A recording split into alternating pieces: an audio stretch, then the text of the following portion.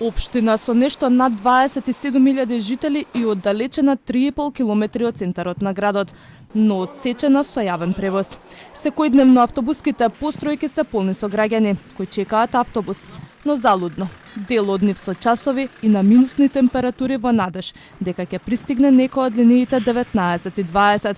Други пак алтернатива бараат во дивите таксисти или со приватни возила. Се организираат за да стигнат до своите дестинации.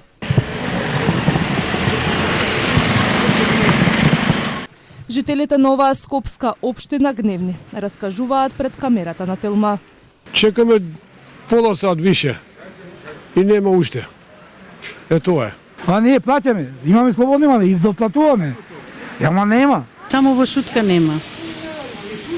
Срамота е.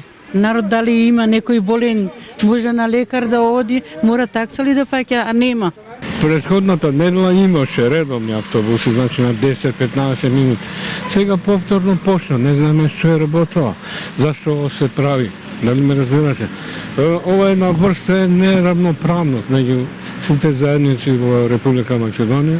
Ние ако сме роми, али се сме лојални граѓани на оваа држава. Граѓаните на Шутоа Ризари се жртви на градот Скопје. Повторно нема јавен превоз и бараме од надлежните сериозно да ја сватат ситуацијата и веднаш да го решат проблемот, алармира градоначалникот Курто Дудуш. Се надевам дека ќе се изнајде решение и нема да дозволиме, нели, да граѓаните сега во овие ладни минусни температури стојат на автобуски постојки повеќе од 1 или 2 часа чекајќи еден автобус кој е сега моментално во промет да дојде и да ги собере сите, за кои нема капацитет. Општината Шутоа Ризари обслужуваат линиите 19 и 20 кои ги возат приватните превозници.